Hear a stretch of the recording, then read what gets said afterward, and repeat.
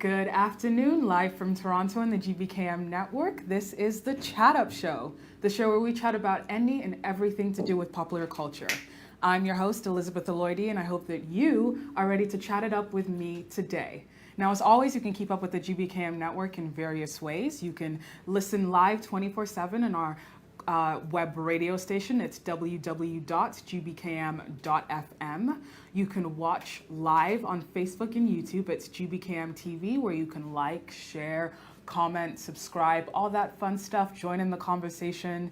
And you can follow us on social media on Instagram at GBKMFM and Twitter at GBKM_FM. Now, you guys, what a few weeks it's been. Hasn't it been a little crazy, a little hectic? There's a lot that's been going on. The world feels like it's come to a standstill for the last 4 months. You know what? It's been a crazy first 6 months of 2020. This has been a year. But before we get into that, I just want to check in with all of you. I hope you're all doing well. How are you doing? Personally, I'm doing okay. The weather is nice outside, so it's reminding me that summer is here, which makes me feel very happy, but also reminded that we are still in the middle of a pandemic and COVID-19 is still very much real. But speaking of the first 6 months of 2020, we've had a lot. We've had what were considered threats of a quote-unquote World War III. We had the Australian wildfires. Then we lost a basketball legend, Kobe Bryant and his daughter Gigi Bryant, and the 7 others who lost their lives in that horrific helicopter crash. May they continue to rest in peace. And then, just as we were getting over that collective mourning process, we were hit by the pandemic. COVID-19 came and really shook things up for a while. And then now we're in the midst of halfway through our 3rd week of global protesting against anti-racism protests and protests to show solidarity for those who have lost their lives to police brutality. So there's a lot that has gone on this year. A lot. But that's okay. We are taking it all in stride. We are dealing with it. We are evolving. We are even seeing some change. Now, this week has brought about quite a few changes, not only in how we're going to move forward through this pandemic, but also in regards to George Floyd's murder case, the charges that have been brought against the 4 officers who were involved. We're also seeing some changes in some legislation across the United States. And we're seeing some shows of solidarity across the world, showing their solidarity against racism and against the history of racism in a lot of countries that we often seem to forget. We seem to forget our history. But this time has really helped us to remember what's gone on in the world, how we've come and ended up in this position and spot that we're in right now. I think that it's put a lot of things into perspective for us, not only the pandemic, but even the protests that are going on across the world right now. It's been a lot. It's been a lot. But first, I want to talk about one major change that happened this week for Ontario. It's that some regions are slowly entering phase 2. Now, as we know, a few months ago, our government announced that we will be going towards reopening different businesses and reopening the economy across the province in different phases, in 3 phases. Phase 1 is complete, and now some regions are moving on ahead into phase 2. Now, phase 1 was about protecting and supporting, with $17 billion targeted towards support and relief. And now phase 2 is all about restarting with a gradual, staged approach, and it sure is gradual. The majority of Ontario's public health regions will move forward into phase 2 on June 12th. However, Toronto will not be a part of that because we are not doing enough, apparently, to keep physical distancing and to stay safe. So Toronto, we need to do better so that we can move into the next phase of reopening along with the rest of our province. Now, Toronto is not the only region that isn't reopening. We also see that Windsor and Niagara are not included on the list of regions moving forward into phase 2. We will remain in phase 1 with weekly updates from the government on the ongoing assessment of these regions to determine if we will be able to then move into phase 2 soon. So I'm sorry, Toronto, especially since that is GBKM HQ, summer plans might have to slow down a little bit while we're still keeping up with our physical distancing. We're still remembering that we are in the middle of a pandemic. Though the weather looks great outside and we're still ready to get out and socialize again, we still have our restrictions, okay? So though across the province we are allowed to gather up to 10 people together socially, before it was 5, went up from 5 to 10, that is across the province. There are still some other businesses that will be opening in certain regions as well across Ontario. So we'll be seeing more outdoor dining services at restaurants, bars, and other establishments, including patios, curbside, parking lots, and adjacent properties will reopen. So maybe you'll start seeing some more food trucks as well. We will also see a select tattoo parlors, barbershops, for those who have been crying about getting a lineup, a shape up, get your hair cut, going to the hair salon, getting a new tattoo, getting a new piercing. Some of these parlors and establishments will be opening in certain regions of Ontario. So if you were really, really looking to get your roots dyed in these areas, you are in luck. You will be able to, as of June 12th. Again, Toronto, hang on in there. Sorry, this isn't for us. We're gonna have to sit this one out for a little bit. Also, we'll be seeing some day spas, beauty shops opening up, of course, still with some public health and safety measures in place. Though they are reopening, the restrictions will include no services like facials or anything to do with the face, really, makeup, face wax, threading, getting your eyebrows tinted, all of that. You're still going to need to wait a little bit more to get that done in your salons. Saunas, steam rooms, bathhouses also remain closed, just because keeping things clean between uses it might be a little bit difficult at this time. So those aren't really reopening. Those services aren't really reopening, but for the most part, getting your hair cut, doing that, getting your hair done, you will slowly be able to start doing that in certain areas across Ontario. Shopping malls are also set to reopen, following, of course, existing rules, meaning curbside pickup, online pickup, that kind of stuff. So maybe not really going into the mall to shop like you used to. Instead, you'll just be going in to pick up whatever you can if there's a curbside entrance. If not, chances are you're probably just gonna be visiting the mall to hang out on the outdoor patio of your favorite restaurant or bar. Also, tour guides and services will also be slowly opening up, such as bikes and walking, bus and boat tours, I guess for when we slowly start letting tourists come back in, slowly, that we're not sure that's happening just yet, but slowly, which is hopefully the projection for the future. These services will be up and running and able to accommodate for that. Also, allowing for tasting tours at wineries. So if you're trying to go get your wine on at a winery this summer, some of them will be opening across Ontario. Breweries and distilleries the same. Water recreational facilities such as outdoor splash pads, wading pools, and all swimming pools. Some of them will remain closed, obviously for health concerns, but some may reopen across the province. Beach access and additional camping in Ontario parks is slowly starting to open up. I think that we're seeing that summer is coming quicker than we expected. Honestly, I thought we were going to have a little bit more of the gloomy weather, but we're noticing that it's getting warmer quickly and people wanting to be outside more and doing their usual summer activities. But we still have to remember that there are some health regulations in place, and you also have to take care of your own personal health, regardless of what's going on as well. Just making sure that you're keeping yourself safe can almost guarantee that you're keeping everyone else around you safe. So that includes wearing your face mask or anything to cover your face and nose and mouth. Not your whole face, obviously, you gotta see, but face mask, washing your hands, physical distancing, at least 2 meters, at least 6 feet, at least. Hand sanitizer on deck, all of that. None of that's going away soon. So that's some stuff that we're going to have to keep implementing and keeping up. It's part of the regimen now anyway. I mean, you can't leave your house without your mask, can't leave the house without hand sanitizer. We're used to it. I mean, we're like 3-4 months into this now. We're getting used to it. It's becoming our new normal. Also available are some drive-in and drive-through venues for theaters, for small concerts, and for animal attractions. Actually, in Toronto, a few weekends ago, the Toronto Zoo opened up their drive-through safari experience. So if you are in Toronto and you're like, I want to do something that's out of the house, but not really out of the house because you're still going to be in your car through the whole route, but that is an option as well, to go visit the zoo and visit the drive-through safari where you can drive through and see the different exhibits and see all the different animals. That's a fun experience. It's new. This is the new world we're living in.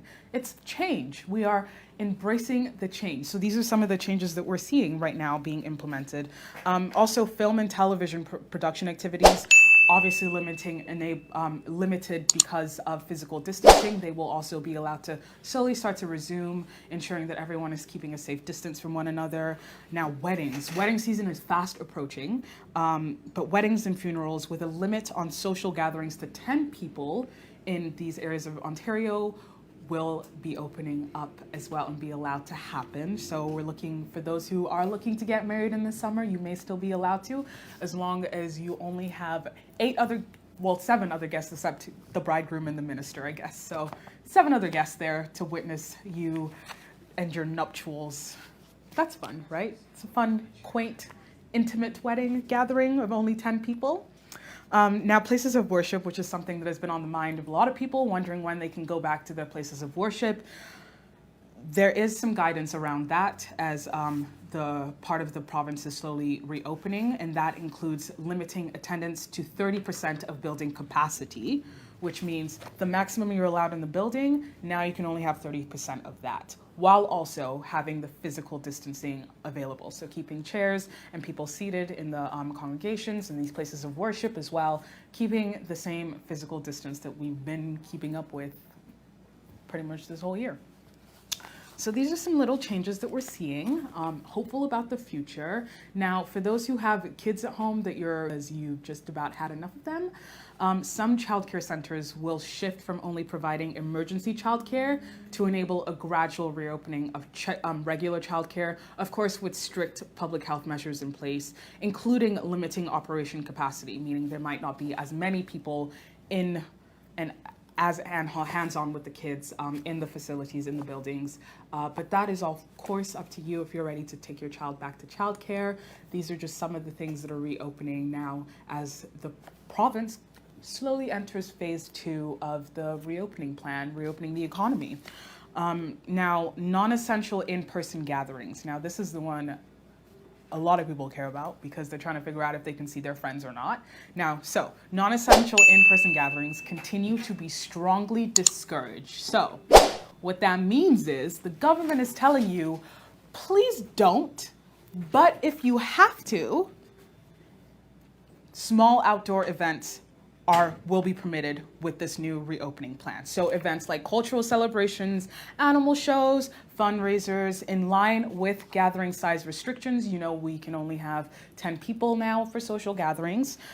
So the rules for that is if you do plan to have a small gathering like that, the organizers will need to have measures in place to allow for proper physical distancing in the event space and while waiting to enter. So if you are planning an event in a space, you need to ensure that while within the space, people have enough room to practice proper physical distancing, and it's also in line with the regulations of how many people you can have in the space, and also while people are waiting to enter the space, like when we're lining up for the grocery store, probably still have to line up to get into these small gathering spaces, just to ensure everyone is staying safe and it's a safe environment inside the event space in general. So, the event organizers are also encouraged to enforce one-way traffic, so only going through one way and going out another, and marked lineup area and timed entry and length of stay to allow for more rotation with the small gathering size. So you're on a timer, essentially, if you go out to some of these events that might start taking place once these gatherings are permitted. So yeah, so that's where we are right now. Of course, we won't be seeing the large outdoor events like concerts, large festivals. I shed a tear because I am an avid concert goer. I will say that, to tell you the truth. I miss going to concerts, not gonna lie, but we're gonna have to hold on just a little bit longer as those are still yet not even in the picture. We're not even thinking about those just now. Right now it's on the smaller scale of things. We're going on the smaller side, trying to figure out how we can slowly ease back into society, keeping things as regular, as normal as possible. Sorry, I didn't want to use the word normal because what does that even mean anymore? But going back to regular scheduled business as much as we can post-pandemic. Now, Premier Doug Ford does say that entering stage 2 means that parts of the province will see more people back on the job and an opportunity to get back together with friends and family. And although this is extremely encouraging, he urges everyone to exercise caution and continue to follow public health advice as we are not out of the woods yet, okay? So though this is very hopeful, we're excited, we're like, yes, more things are opening up, we can do more things now, we don't have to be cooped up in the house 24/7. Our government's still telling us that we should slow our roll a little bit and remember that we're not completely cleared of this pandemic. We're still kind of in the middle of it. Not all areas of the province are in the same space, which is why not everywhere is reopening at the same rate. We're still waiting and seeing how things go, seeing how this phase 2 works out for certain places, maybe see how we can readjust in the future. But for now, just remember, COVID did not go anywhere. It's still very real. It's still very there. We are still seeing new cases. It's not that we're not seeing any new cases. We still are seeing new cases.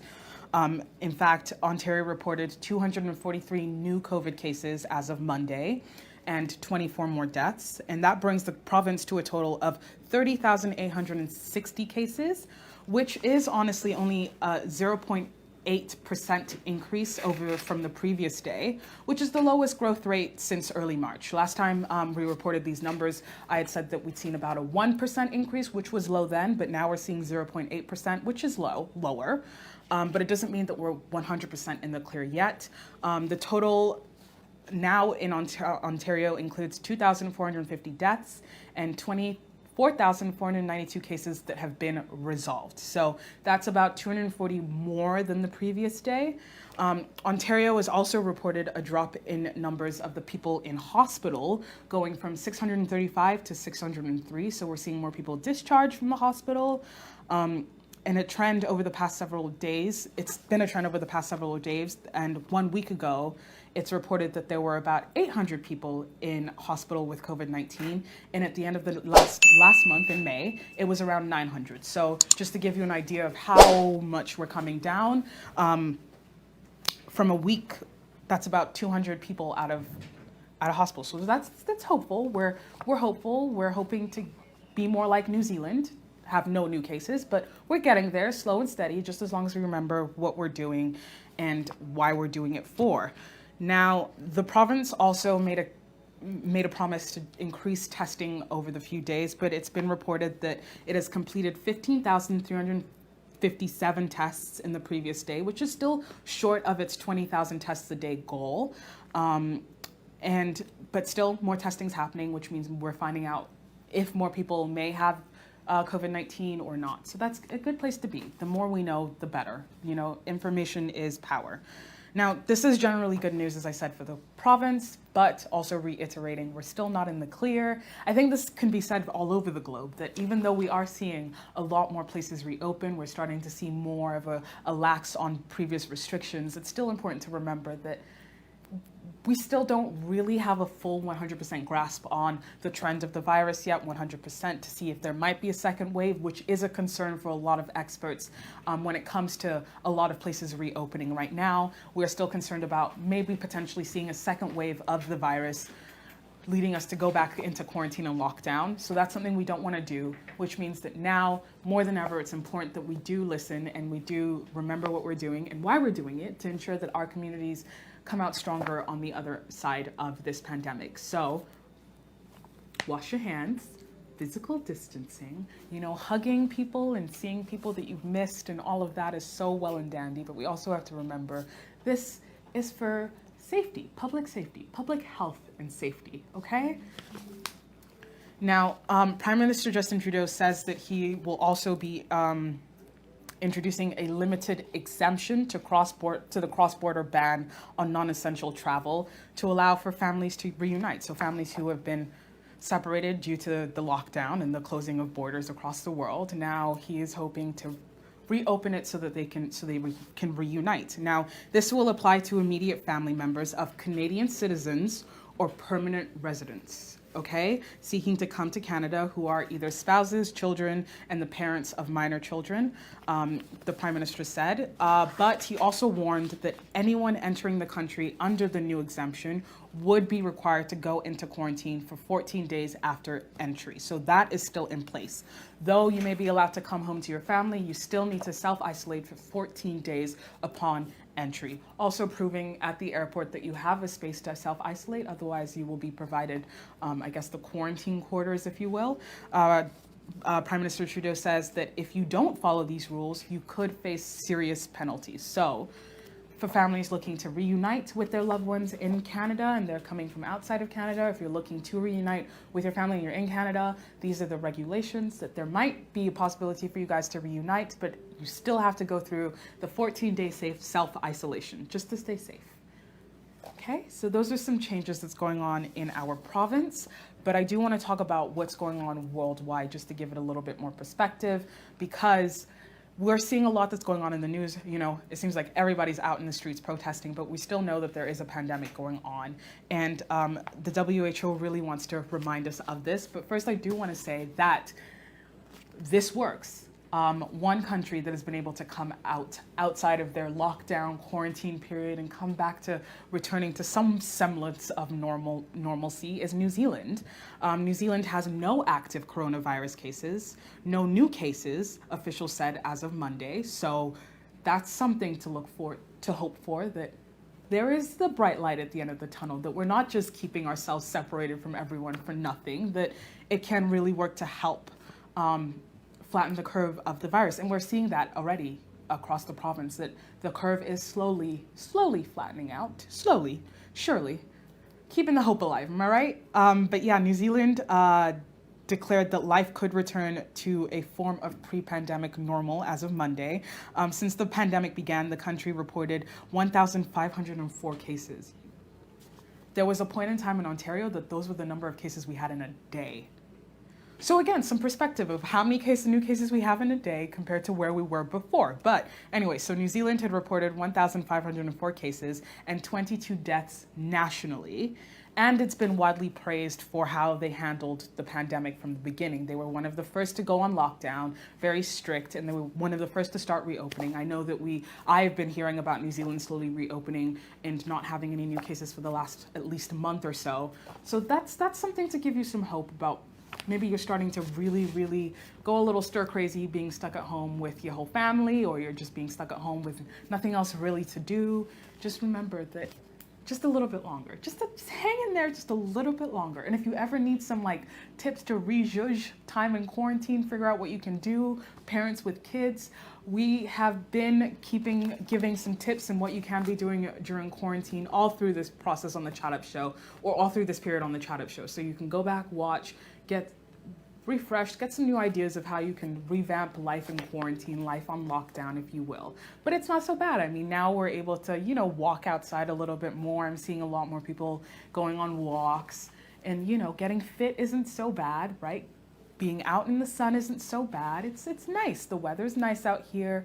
Maybe you just need to go for those daily walks for a little bit longer and find a new route so you can spice things up so it's not the same route every single day. Those are ways you can change things up a little bit as we're slowly starting to go into hopefully phase 2 here in Toronto, but as the rest of the country slowly also phases into reopening completely. So it's just about getting creative. We got to be creative at this point. Now it's really about the creative juices flowing, figuring out how you can keep things alive, keep things fun and fresh while we're still kind of stuck inside.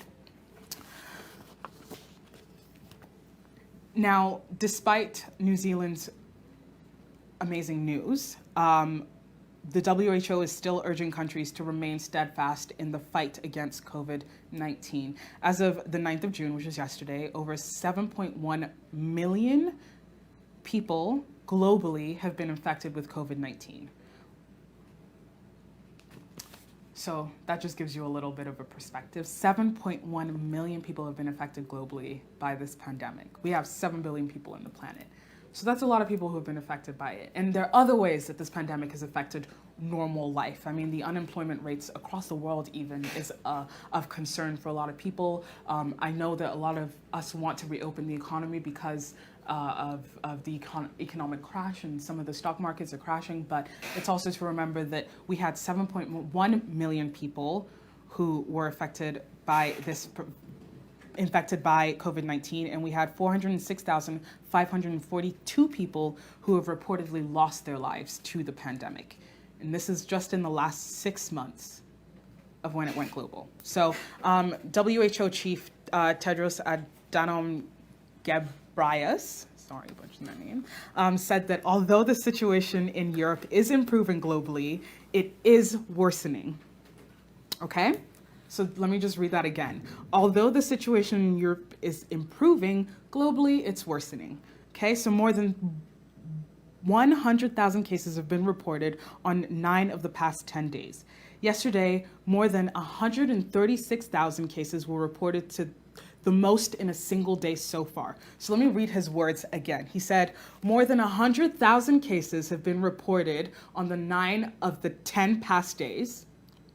And yesterday, which he said this as of Tuesday, so on Monday, more than 136,000 cases were reported, which is the most in a single day so far. So we still know that this is still very much a biggest threat. He then went on to say that also the biggest threat is now complacency, adding that most people globally are still susceptible to infection. More than 6 months into this pandemic, this is not the time for any country to take its foot off the pedal. He basically said, keep going, keep fighting. This is not the time that we can start relaxing too much, thinking that it's just disappeared, because we're seeing other countries start to reopen. So maybe it's going to have that domino effect where other countries think that they're in a position to reopen. It's important to take it case by case, country by country, see what's going region by region, if you will, as Ontario's doing, just to see which areas still need a little bit more time to kind of figure things out, or which areas are really ready to move forward in the process of reopening. So straight from the WHO, now is not the time for us to relax.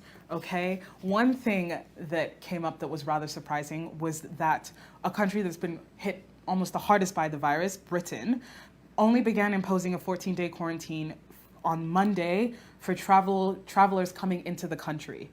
So as of Monday now, they have imposed the 14-day quarantine period for travelers coming back into the UK.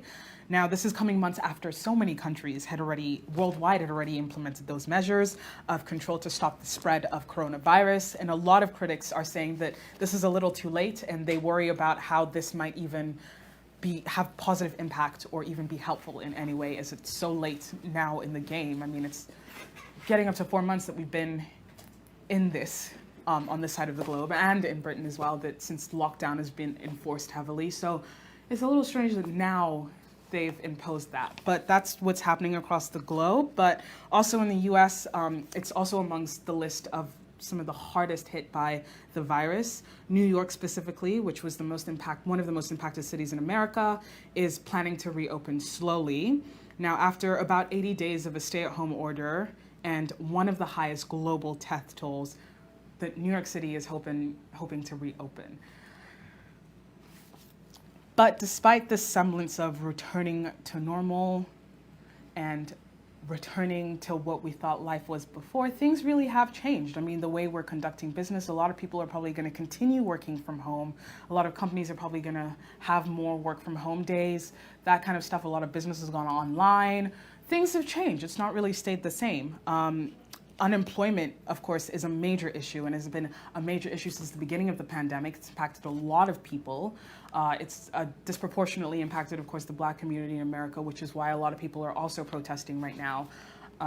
But unemployment is still an issue. People are still trying to figure out how they can get their jobs back, how they'll be able to survive once those stimulus checks stop coming. I know that in Canada and Ontario, CRB is still being handed out, I believe, until October. So it's still an uncertainty. We don't know how long this pandemic is really going to go on for.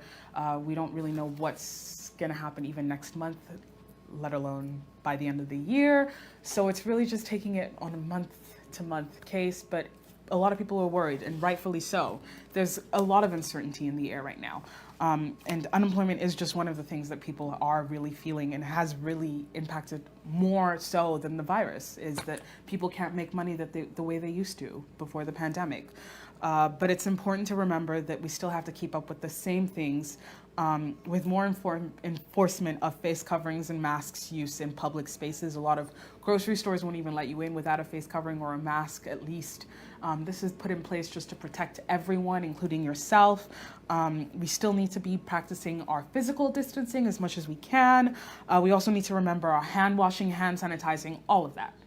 All of this stuff we've been talking about since the beginning of this pandemic, we still got to remember, we still got to have to keep somewhat in place just so we can really, really come out the other side stronger than ever. And hopefully we too will be like New Zealand, where we can all be free and able to see no new cases, no current cases, and be able to reopen and somewhat go back to some kind of normal, the new normal. Now, with that, we're gonna go on a quick break, but once we are back, we're gonna be talking about a different kind of change, and that's the change that comes when protesting goes global. So stay tuned, we'll be back from our commercial break. As the world fights this coronavirus, we are standing together as a family. My name is Kelly. I'm a fan of GBKM. My name is Pastor Clement Omonsane. I'm Medea, your red carpet host. I am your host, Ellen Roxon, for the show Talk That Talk here on GBKM FM.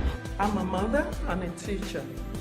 I stand with everyone at this time. Hi, my name is OJ Ebobo, co-host of the King's Domain. Hi, I'm Elizabeth Lloydie, the host of the Chat Up Show on GBKM. My name is Kenny Bazwai, President and CEO, GBKM FM and TV. We stand with all the community affected by this pandemic. Welcome back to the Chat Up Show. I'm your host, Elizabeth Lloydie, and I've been chatting it up with you today. We've been talking about how we're going to be seeing some changes in terms of our new normal in the midst of the pandemic as parts of Ontario start to go into phase 2 of the reopening plan. We're going to start seeing some more business opening up. And we're just overall seeing changes in how we're conducting everyday life now anyway, as we have been for the last 4 months. But one change I do want to talk about is the protests that's been happening for the last 3 weeks. We're halfway through the 3rd week of protesting, global protesting of police brutality and anti-racism. And honestly, I'm in awe. I saw a video of Los Angeles the other day, and just to see how many people came together to say enough is enough, we're fighting for justice, and our terms will be met and you will hear us. I was shook a little bit. So many people coming together to fight for the same cause. I mean, it's 2020, you'd hope we don't have to fight for these causes anymore, fighting for justice, but alas, here we are. Now, last week we went through the chronological order of events to kind of give a framework and an idea of how we got to this point, how we got to these global protests, how we ended up seeing a lot of rioting and looting, a lot of burnings, and also over the last few weeks seeing even more videos of police brutality as well. But one thing that has kept the hope alive in me and in others, I'm sure too, is that these protests have seemed to bring about some change. Not only to do with George Floyd's case, but overall in America and even in some parts of Europe, some changes are being implemented just to show some solidarity, to fight for justice, and to also fix a system that for a while we can admit has been broken and was built for inequality, if you will. Now, one major change is to do with George Floyd's case, and that is all 4 of the officers that were on scene, if you will, were charged and arrested. Now, also, Derek Chauvin, who was the man who had his knee on George Floyd's neck, his charges have also been raised, which was something that a lot of protesters were calling for. A lot of people were protesting, writing emails, sending emails to the police department, to the state prosecutor's office, to state government, to city council, signing petitions.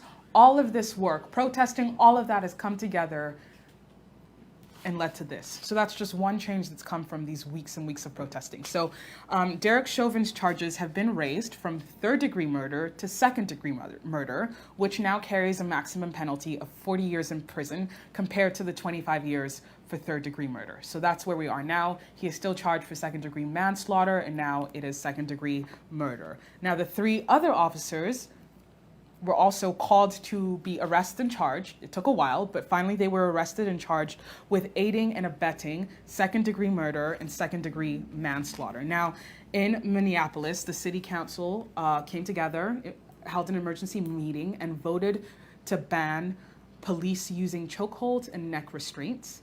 The vote also adjusted police protocols, requiring officers to intervene and make a report if they witness excessive use of force or face severe disciplinary measures if they fail to do so. So that is basically calling for cops to really keep each other accountable while you're on scene, while you're doing your job. Hold each other to a higher regard than they were doing before, and make sure that those who aren't doing the job that they set out to do face the correct consequences for their actions. This is something that we haven't seen a lot, is that we've seen a lot of times when a police officer does something bad, other cops try to put out a statement quickly to kind of cover it up and like make it seem nicer, sugarcoated, if you will. We saw that earlier when there was a video of a 75-year-old man who was pushed by police in Buffalo. And in the original police report, it said that he had tripped on his own. But when a video came out of the incident, it showed that police officers had come in contact with the man, some pushed him using his baton. The man had fallen over and was bleeding from his ear, and police officers were just standing around, not really helping the old man as he bled on the sidewalk. So that's just an example of what's going on currently, like right now, like last week, current. But yeah, so we see these changes happen in this, Minneapolis with city council banning the use of chokeholds and neck restraints. So that's some change that's happening. Also urging police officers to hold each other accountable. Now, other places like Dallas, New Jersey, and even Maryland are also reviewing officers' use of force guidelines and reforming or adding duty to intervene protocols. So similar to Minneapolis, where cops will be able to intervene and essentially call out their colleagues for not doing the right thing. In the fight for justice for Brianna Taylor now, last week, Louisville Metro Council Safety Committee voted to approve Brianna's law. Now, this law is a proposed legislation that would regulate no-knock warrants. It would require officers to complete a detailed warrant application that must be signed off by the chief of police and other high-ranking officers with the Louisville Metro Police Department. Why this is significant is because plainclothes detectives were able to enter Brianna Taylor's home and shot her 8 times with the no-knock warrant rule, so they didn't need to essentially get any sign off on it. They were able to just go in saying that they had a warrant to search the premises for illegal drugs, and that's how Brianna Taylor lost her life. So this new law would require police officers to get the sign off needed before they are able to enter anyone's home, essentially. Now, no-knock warrants, with this new law as well, no-knock warrants could only be sought in cases involving a threat of harm or death to officers and civilians. In this case, they had used it to go check for illegal drugs, but now it's been altered in a way to make sure that it's only being used in cases involving a threat of harm or death to officers and civilians. And the proposed law would also require officers to use body cameras while they are, I guess, going through with their no-knock warrants. So these are just some changes regarding the deaths that have happened recently at the hands of the police, and a lot of the reason people are protesting.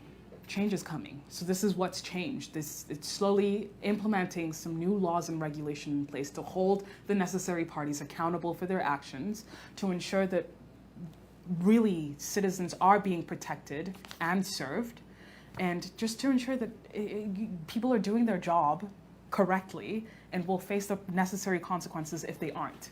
That's essentially what a lot of people have been asking for. It's what a lot of people have been protesting for so long, is that hold the necessary parties accountable for their actions. So we're seeing some of these changes. Now, on a bigger scale, Democrats have proposed a complete overhaul of police oversight and procedures as of Monday, and a potentially far-reaching, let me say this again. It's been reported that it's a potentially far-reaching legislative response to the mass protests denouncing the deaths of Black Americans at the hands of law enforcement. Now, what this proposal was, they had unveiled the package. Before unveiling the package, House and Senate Democrats held a moment of silence at the Capitol's Emancipation Hall, reading the names of George Floyd and others killed during police interactions, where they also knelt for 8 minutes and 46 seconds, which was the length of time Derek Chauvin had his knee on George Floyd's neck, restricting his airway. All doing this while wearing kente cloth.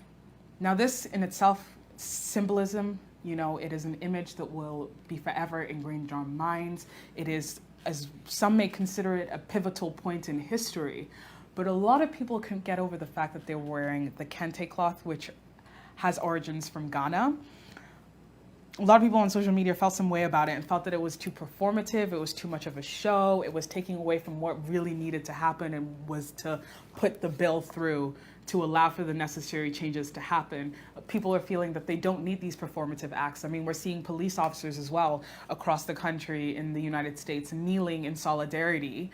Meanwhile, we're still seeing the same videos of police brutality at the protests as well against peaceful protesters. So a lot of people are feeling like we don't want to see the performance, we want to see action. Now is the time for action. What are we going to do? What are you going to do as the government to ensure we see the changes that we need so that everyone has the true freedom that is declared in the Constitution, essentially? Now, this specific piece of legislation seeks for police to reform in police accountability, again, holding those who are not doing their job the right way accountable. Also, police transparency through data, police training, and policies and justice for victims of lynching. Now, the proposed bill would grant power to the Department of Justice's Civil Rights Division to issue subpoenas to police departments to conduct pattern and practice investigations into discriminatory and unconstitutional police practices. Basically, having someone in place who can call them out for whatever nonsense. Additionally, it would provide grants to state attorney generals to create an independent process to investigate misconduct or excessive use of force by the police. So instead of it all being internal affairs, being internal within the police departments, conducting these investigations, having some funds set in place to allow for outside sources to investigate these claims. Some changes, y'all. Changes are happening. Now, these changes outlined under police transparency, including establishing a federal register of police misconduct complaints and whether disciplinary action was taken. So it's basically a registry saying, this is a police officer who has done so-and-so, and this is the action that has been taken against, or the consequences they faced for those actions. And it also helps that this will be public, so we can also see it as well for ourselves. It's kind of like the sex registry or sex offender registry, where you are required to register, especially in areas like schools, parks, stuff like that. This will require police officers to be registered if they have any misconduct claims against them, and to also keep police departments accountable for the action that is taken, because if the whole world can see it, I mean, right now the whole world is watching, right? That's why some people are feeling these changes are coming, because we're all watching it at the same time, all seeing the same updates on social media, on the news, everything. So we're all keeping updated, we're all glued in. This isn't something that it's gonna be buried or swept under the carpet, rather. This is something the whole world is watching and seeing if actual change will come of it. So we're hoping that these changes will continue. The bill would also require states to report incidents in which use of force was used, and to include the sex, race, ethnicity, and housing status of civilians targeted. So just more transparency in data, just so that we can have more understanding of the statistics to see who's more targeted, which areas are more targeted by police, just so we also have a better understanding of where to allocate resources, right? We know which communities need more help and which communities are lacking. The more we understand the police presence as well, how they are policing in those communities, we'll have a better understanding how to help those communities grow and flourish at the end of the day. So this is really just stuff being put in place to ensure that justice is served, there is equity, and to help our communities overall. That's what it is. We're very big here about community at GBKM, and it's important that we remember what we do does affect our community, which is why every week on the show, I remind you that in the middle of this pandemic, what we're doing is not just for us, but also our community at large. And so these changes is not just for George Floyd or Brianna Taylor. It's also seeking justice as well in some way for Tamir Rice, for Trayvon Martin, for all those who have lost their lives to police brutality. It's a step in the direction of justice and actual action for change.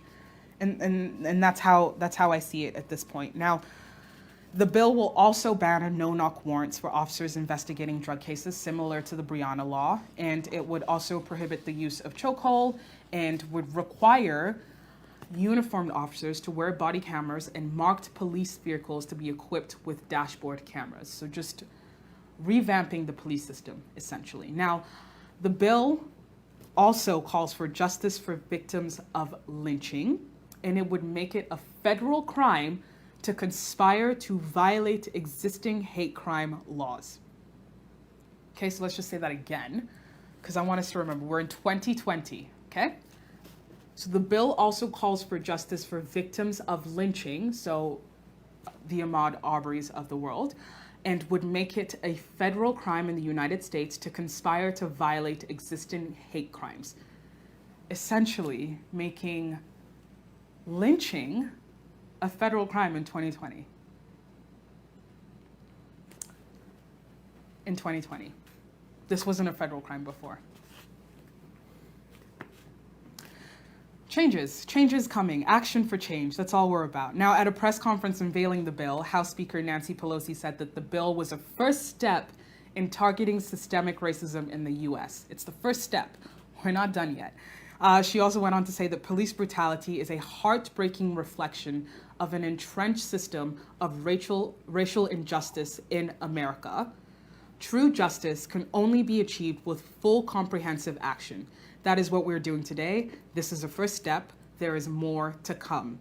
So there you have it. There's more change, hopefully, to come regarding policing in America. Now, the bill, however, does not go as far as some activist groups and some human rights groups would like, including the Black Lives Matter and the ACLU. They have also called for funds to be diverted away from police towards social welfare programs. Now, if you have been spending all your time on social media, you might have heard about people calling to defund the police. Defunding the police is now a new call to action. And a lot of people don't really know what that means. We're not sure what it means. What does it mean to defund the police? And in some instances, people are asking to completely abolish and get rid of policing. So what does that mean? Because it sounds a little crazy. It sounds like, the police, yes, there's police brutality, but police are also there to, keep communities safe, as we think. Now, co-founder of the Black Lives Matter movement, Patrisse Cullors, said defunding the police means reallocating those funds to support people and services in marginalized communities. It means instead of funding a police department, those funds from the city's budgets is invested in communities, especially marginalized communities that are often over-policed. Now, Minneapolis officials have announced their intent to defund and disband the city's force altogether. Now, this is the first, I think it's the first I've ever heard of this, of a whole city saying we are going to disband the police department. Now, I'm not gonna lie, when I read this, when I was reading up on this today, I was a little shocked to think that we had gone fully in that direction. I thought it was going to take a little bit of time before some government officials would feel that this was the necessary step to take. But Minneapolis Council President Lisa Bender told CNN earlier this week that we are committed to dismantling police as we know it in the city of Minneapolis and to rebuild with our community a new model of public safety that actually keeps our community safe. Now, Colors, who is the co-founder, as I mentioned, of Black Lives Matter, said in an interview with a Boston public radio station that this would mean we are reducing the ability for law enforcement to have resources to harm our communities. It's about reinvesting those dollars into Black communities, communities that have been deeply divested from. So this is where their head's at. Now in Minneapolis, the thought of completely debanding the police came as a shock to a lot of us. The thought of even defunding the police is a little still like, people can't seem to wrap their heads around it. But basically what people are calling for is for less of the idea of policing, which can have some negative connotation, and instead putting money into systems that will actually help the community. So more into the mental health sectors, more for social work, more just for like community building. More funds to go towards community building and advocacy. Now, MPD 150, which is a community advocacy organization in Minneapolis, focuses on abolishing local police. Its work has been that's their main premise, is to abolish police, and its work has been spotlighted in recent days because that has been what a lot of people have been talking about, especially since the death of George Floyd. And the organization said that the people who respond to crises in our community should be the people who are best equipped to deal with those crises. Rather than strangers armed with guns, the organization says first responders should be mental health providers, social workers, victim advocates, and other community members in less visible roles. The organization also argues that law and order isn't abetted by law enforcement, but through education, jobs, and mental health services that low-income communities are often denied. MPD 150 and other police abolition organizations want wider access to all of those, all three things. So this is what the idea is around Minneapolis disbanding the police department. It's hoping that more of the funds will be allocated towards more community-driven work, essentially. Even the council president, Bender, said that most of the calls they found that most of the calls that they get on through 911 in Minneapolis have to do with mental health distress anyway. So having people who are trained in de-escalating those kind of situations might help more than having police officers who may not have the proper training to help doing that. Now, also more change across the United States is after Californians basically cried and said that this is a proposal that they're fighting for, defund the police. The Los Angeles Police Department budget was going to increase to $1.86 billion, but Los Angeles Mayor Eric Garcetti agreed to slash between $100 million to $150 million from the proposed funding.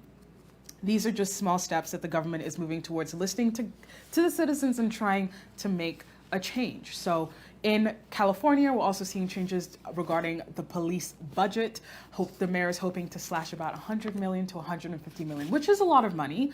But I mean, compared to the budget increase that they were looking at to a $1.86 billion, that is a lot of money, you know, but it's just the steps going towards actually listening to citizens, actually hearing what they're calling for, people signing these petitions, people protesting, people calling up, emailing all of their local officials, politicians, government, levels of government, all of that. This is what it has come to in the last 3 weeks. All of that has accumulated to these changes. So let's just let that sink in for a little bit. We have a city that is planning on disbanding the whole police department and looking to reorganize the structure of the city to ensure that the communities are staying safe and have the proper tools and resources to ensure that the communities are staying safe. We have another city across the United States who's hoping to reduce the amount of money given to police officers. Even New York is looking at the budgets for the police department. All of these changes because we are halfway through week 3 of some real protesting. Some people are even calling this the revolution. I mean, if it's bringing up change that will actually impact lives at this level, maybe it is. Maybe it is a revolution. Now, a 2017 report published in the Nature Research Journal, which focused on several weeks in 2014 through 2015, when the New York Police Department was purposely pulled back on proactive policing. The study found that there were 2,100 fewer crime complaints during that time. Now, a lot of people are probably thinking, well, yeah, I mean, if the police isn't there, who are they calling? They can still call the police if the police isn't physically in the neighborhoods. But they found that not having as many police officers physically roaming around neighborhoods, there was a 2,100 fewer crime complaints during that time.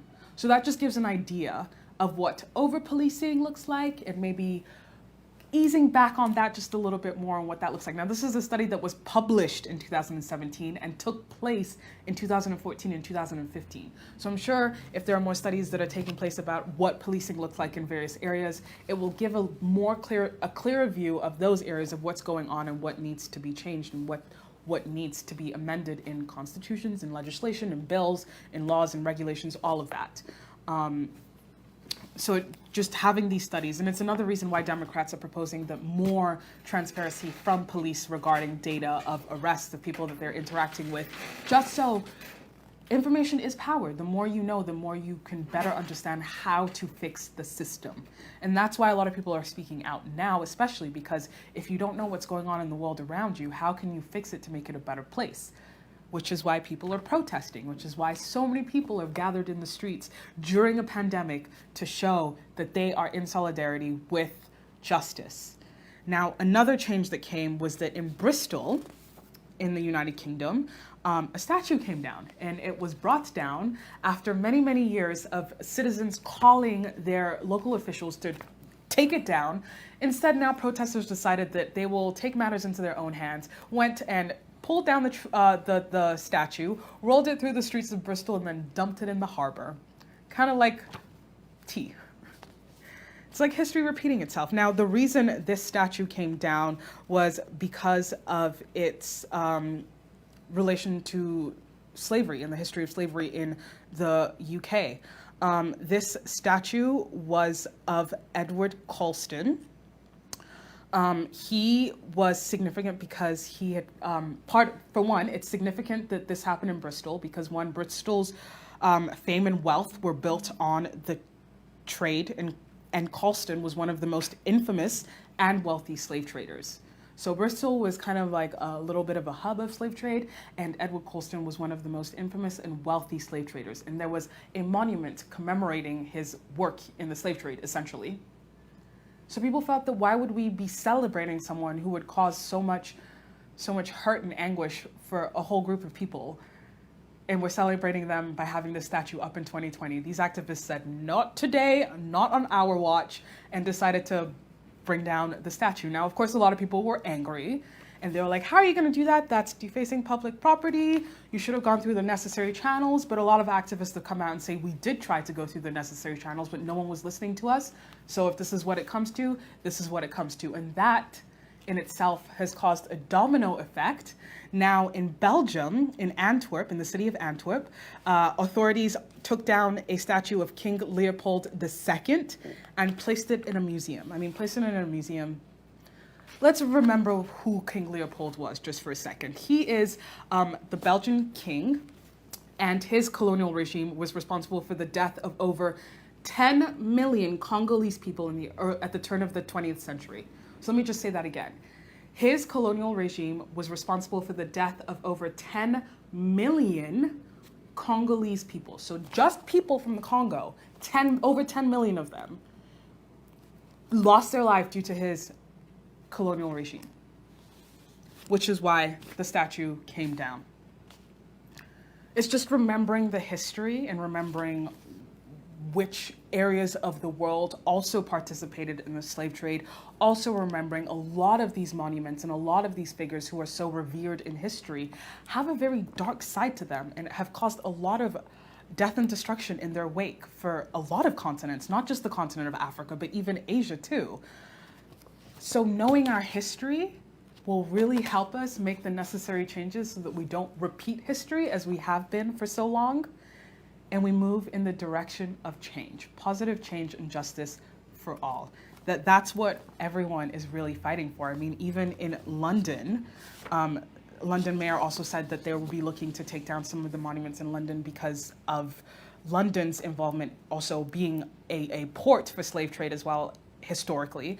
Just remembering that history still has some very deep wounds, and just being sensitive to that and remembering that not all history is nice and great and grand and should be as celebrated.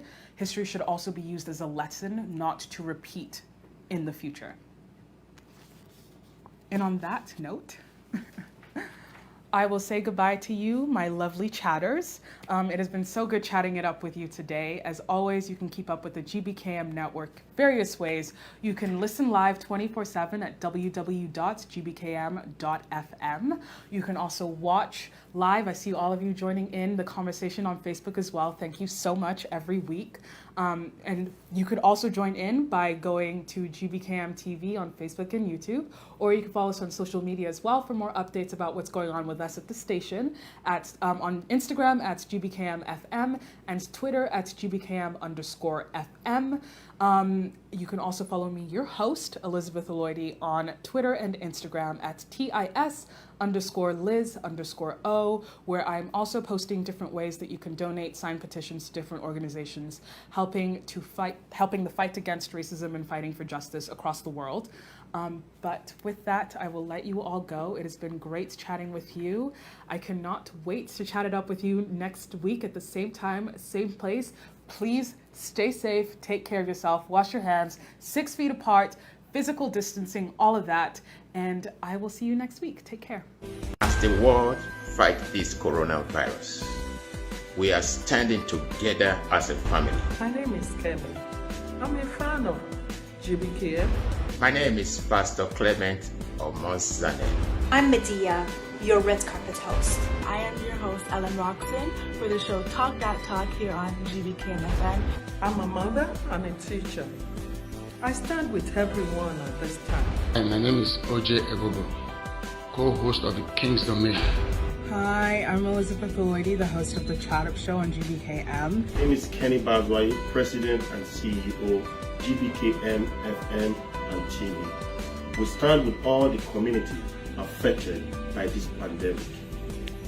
As the world fights this coronavirus, we are standing together as a family. My name is Kevin. I'm a fan of GBKM.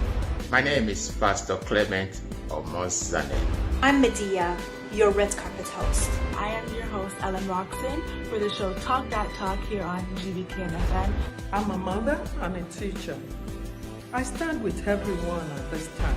And my name is OJ Ebobo, co-host of the King's Domain. Hi, I'm Elizabeth Aloyde, the host of the Chat Up Show on GBKM. My name is Kenny Bazwai, President and CEO, GBKM FM and TV. We stand with all the community affected by this pandemic. As the world fights this coronavirus,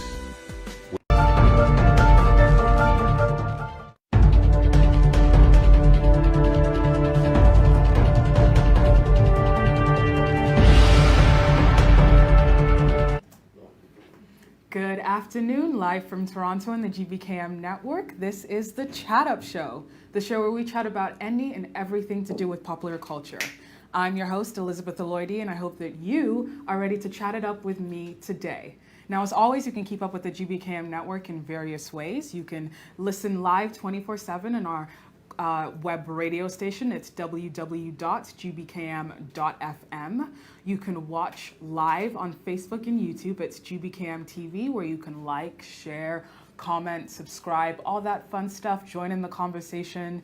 And you can follow us on social media on Instagram. That's GBKM-FM and Twitter at GBKM_FM. Now, you guys, what a few weeks it's been. Hasn't it been a little crazy, a little hectic? There's a lot that's been going on. The world feels like it's come to a standstill for the last 4 months. You know what? It's been a crazy first 6 months of 2020. This has been a year. But before we get into that, I just want to check in with all of you. I hope you're all doing well. How are you doing? Personally, I'm doing okay. The weather is nice outside, so it's reminding me that summer is here, which makes me feel very happy, but also reminded that we are still in the middle of a pandemic and COVID-19 is still very much real. But speaking of the first 6 months of 2020, we've had a lot. We've had what were considered threats of a quote-unquote World War III. We had the Australian wildfires. Then we lost a basketball legend, Kobe Bryant and his daughter Gigi Bryant, and the 7 others who lost their lives in that horrific helicopter crash. May they continue to rest in peace. And then, just as we were getting over that collective mourning process, we were hit by the pandemic. COVID-19 came and really shook things up for a while. And then now we're in the midst of halfway through our 3rd week of global protesting against anti-racism protests and protests to show solidarity for those who have lost their lives to police brutality. So there's a lot that has gone on this year. A lot. But that's okay. We are taking it all in stride. We are dealing with it. We are evolving. We are even seeing some change. Now, this week has brought about quite a few changes, not only in how we're going to move forward through this pandemic, but also in regards to George Floyd's murder case, the charges that have been brought against the 4 officers who were involved. We're also seeing some changes in some legislation across the United States. And we're seeing some shows of solidarity across the world, showing their solidarity against racism and against the history of racism in a lot of countries that we often seem to forget. We seem to forget our history. But this time has really helped us to remember what's gone on in the world, how we've come and ended up in this position and spot that we're in right now. I think that it's put a lot of things into perspective for us, not only the pandemic, but even the protests that are going on across the world right now. It's been a lot. It's been a lot. But first, I want to talk about one major change that happened this week for Ontario. It's that some regions are slowly entering phase 2. Now, as we know, a few months ago, our government announced that we will be going towards reopening different businesses and reopening the economy across the province in different phases, in 3 phases. Phase 1 is complete, and now some regions are moving on ahead into phase 2. Now, phase 1 was about protecting and supporting, with $17 billion targeted towards support and relief. And now phase 2 is all about restarting with a gradual, staged approach, and it sure is gradual. The majority of Ontario's public health regions will move forward into phase 2 on June 12th. However, Toronto will not be a part of that because we are not doing enough, apparently, to keep physical distancing and to stay safe. So Toronto, we need to do better so that we can move into the next phase of reopening along with the rest of our province. Now, Toronto is not the only region that isn't reopening. We also see that Windsor and Niagara are not included on the list of regions moving forward into phase 2. We will remain in phase 1 with weekly updates from the government on the ongoing assessment of these regions to determine if we will be able to then move into phase 2 soon. So I'm sorry, Toronto, especially since that is GBKM HQ, summer plans might have to slow down a little bit while we're still keeping up with our physical distancing. We're still remembering that we are in the middle of a pandemic. Though the weather looks great outside and we're still ready to get out and socialize again, we still have our restrictions, okay? So though across the province we are allowed to gather up to 10 people together socially, before it was 5, went up from 5 to 10, that is across the province. There are still some other businesses that will be opening in certain regions as well across Ontario. So we'll be seeing more outdoor dining services at restaurants, bars, and other establishments, including patios, curbside, parking lots, and adjacent properties will reopen. So maybe you'll start seeing some more food trucks as well. We will also see a select tattoo parlors, barbershops, for those who have been crying about getting a lineup, a shape up, get your hair cut, going to the hair salon, getting a new tattoo, getting a new piercing. Some of these parlors and establishments will be opening in certain regions of Ontario. So if you were really, really looking to get your roots dyed in these areas, you are in luck. you will be able to as of June 12th. Again, Toronto, hang on in there. Sorry, this isn't for us. We're gonna have to sit this one out for a little bit. Also, we'll be seeing some day spas, beauty shops opening up, of course, still with some public health and safety measures in place. Though they are reopening, the restrictions will include no services like facials or anything to do with the face, really. Makeup, face wax, threading, getting your eyebrows tinted, all of that. You're still going to need to wait a little bit more to get that done in your salons. Saunas, steam rooms, bathhouses also remain closed just because keeping things clean between uses might be a little bit difficult at this time. So those aren't really reopening. Those services aren't really reopening, but for the most part, getting your hair cut, doing that, getting your hair done, you will slowly be able to start doing that in certain areas across Ontario. Shopping malls are also set to reopen, following, of course, existing rules, meaning curbside pickup, online pickup, that kind of stuff. So maybe not really going into the mall to shop like you used to. Instead, you'll just be going in to pick up whatever you can if there's a curbside entrance. If not, chances are you're probably just gonna be visiting the mall to hang out on the outdoor patio of your favorite restaurant or bar. Also, tour guides and services will also be slowly opening up, such as bikes and walking, bus and boat tours, I guess for when we slowly start letting tourists come back in, slowly, that we're not sure that's happening just yet, but slowly, which is hopefully the projection for the future. These services will be up and running and able to accommodate for that. Also, allowing for tasting tours at wineries. So if you're trying to go get your wine on at a winery this summer, some of them will be opening across Ontario. Breweries and distilleries the same. Water recreational facilities such as outdoor splash pads, wading pools, and all swimming pools. Some of them will remain closed, obviously for health concerns, but some may reopen across the province. Beach access and additional camping in Ontario parks are slowly starting to open up. I think that we're seeing that summer is coming quicker than we expected. Honestly, I thought we were going to have a little bit more of the gloomy weather, but we're noticing that it's getting warmer quickly and people wanting to be outside more and doing their usual summer activities. But we still have to remember that there are some health regulations in place, and you also have to take care of your own personal health, regardless of what's going on as well. Just making sure that you're keeping yourself safe can almost guarantee that you're keeping everyone else around you safe. So that includes wearing your face mask or anything to cover your face and nose and mouth. Not your whole face, obviously, you gotta see, but face mask, washing your hands, physical distancing, at least 2 meters, at least 6 feet, at least. Hand sanitizer on deck, all of that. None of that's going away soon.